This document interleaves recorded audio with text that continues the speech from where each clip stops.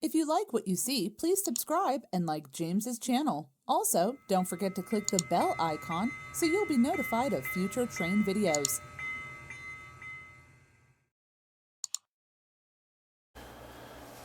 Well, hey everybody, welcome back. Scale Trains recently released these coil cars.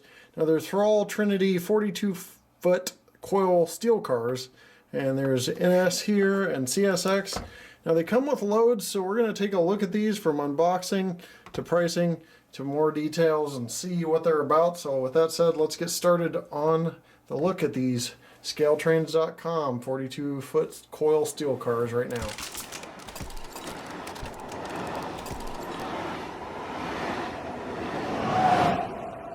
Alright, I'm going to go ahead and unbox this NS version. Now inside, got quite a bit of stuff going on here. Got the decals for the loads. And some additional accessories in a bag. And the loads and car themselves right here.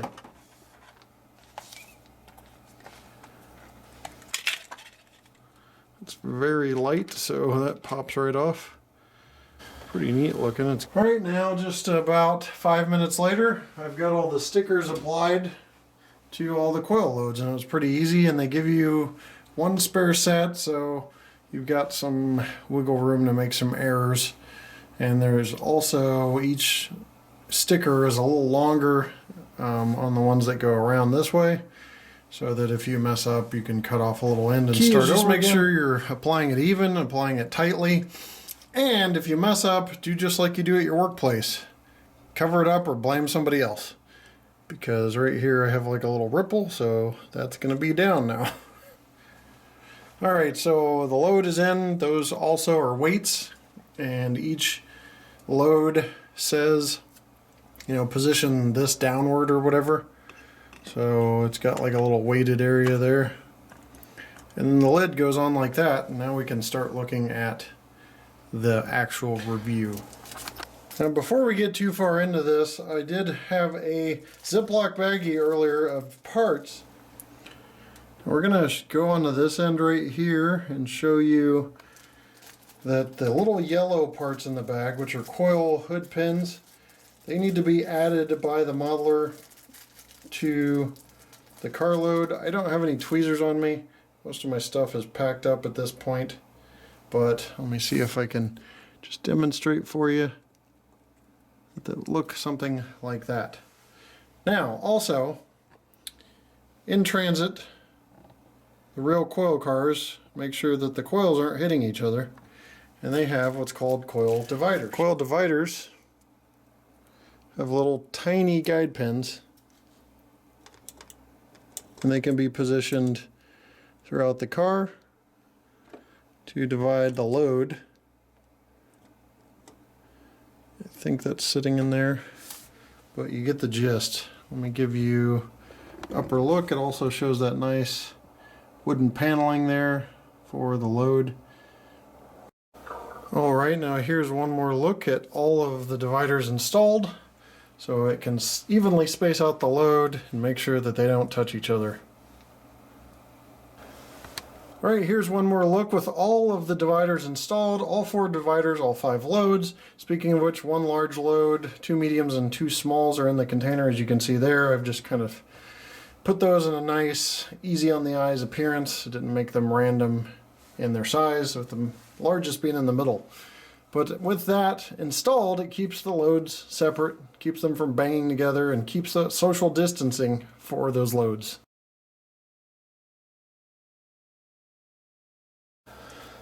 Alright, the shield's on. We can finally talk about details. Metal couplers on the end, Scale Train's own couplers. Spring loaded metal platforms there on the side. Separately applied ladders there. And there are metal wheels with roller bearings.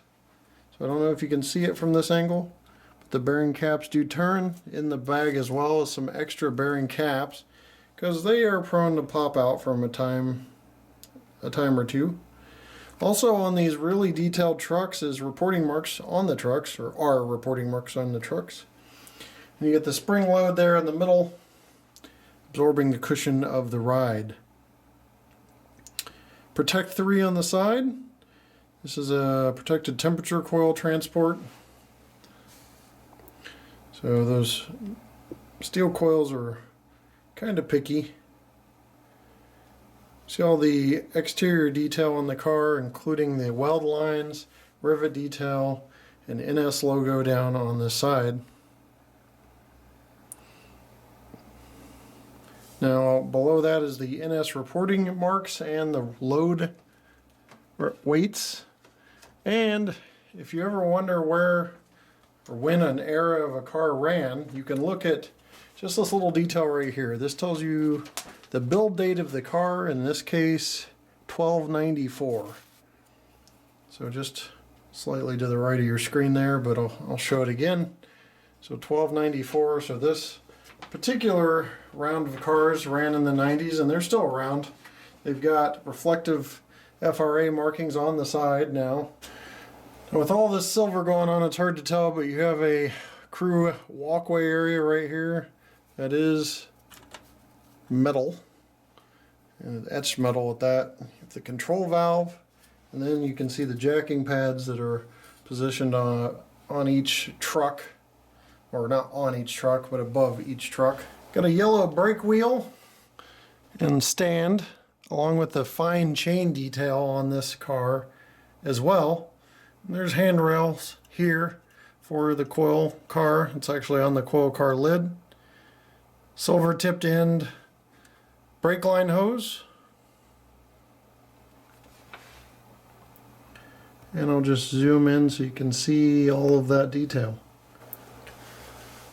All right, we're going to take a look at the CSX version just real quick, just to mix it up a little bit. This one's a little more modern. You can see the FRA striping is on there for safety. CSX boxcar logo and road name specific detail, so a little different configuration than the NS Protect version. Turn this around so you can see all of the writing on the end.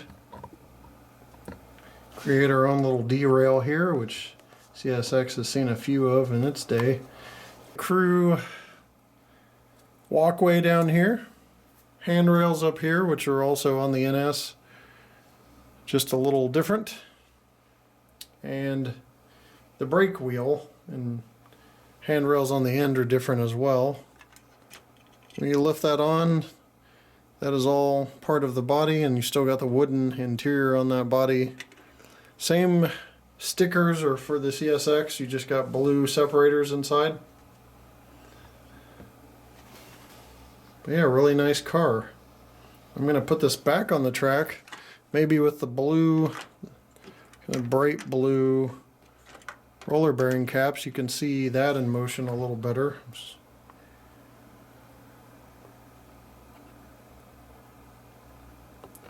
So just pay attention to right here. There's 3 molded in areas representing the ball bearings and the roller bearing caps, I think it is, but anyway, those turn.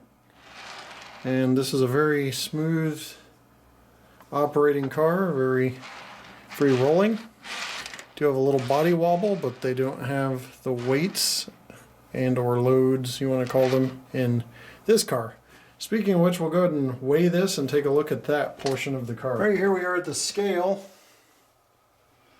I'm going to weigh both a loaded and unloaded car for you so you see what each entails.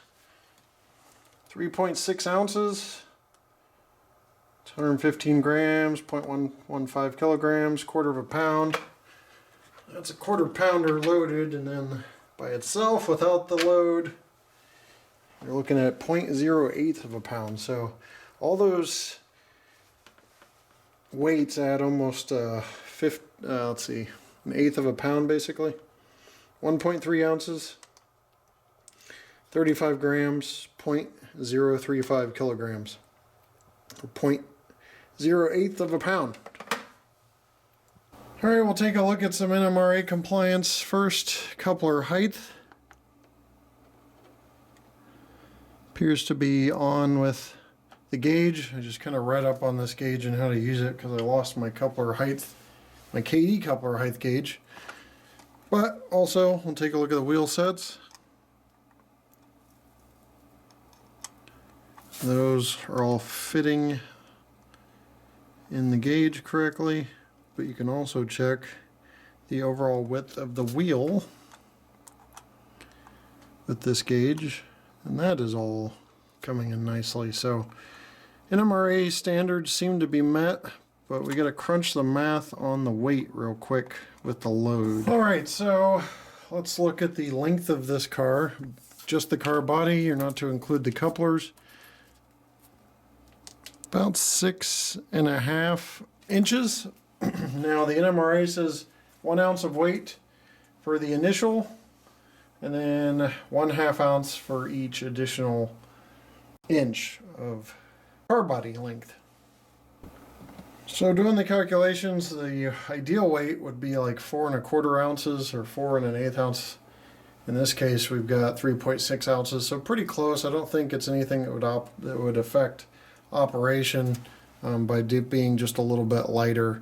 With those weights in there, that's going to track well. You're not going to have any issues from what I can see. Well, that's going to do it for a look at the scaletrains.com 42-foot coil steel cars. These are Thrall cars once again in both NS and CSX. They've got some other versions floating out there, CHTT I think, so the Chicago Terminal or whatever the heck that is. But check out their website, scaletrains.com, for these cars and other details. My final thoughts are very solid car, nicely detailed. I love how, you know, they've got the coil cars that you can, or the coil loads you can put in to add weight to the car. Brings that weight pretty close to NMRA standards. Everything else met NMRA standards. So it's a free rolling car, and it's a very nicely detailed car. You get the steel, or I'm sorry, etched metal walkways all around. Be careful with those because they can fluctuate a little bit based on weather, temperature, etc. So just kind of be aware of that. But other than that, what a great product. I'm going to leave you guys with no run by because I am on the threshold of moving. I know I have been for a while, but we're just operating off this module for a couple months until we get the closing process on our home done. We'll see you next time right here on my channel. Take care.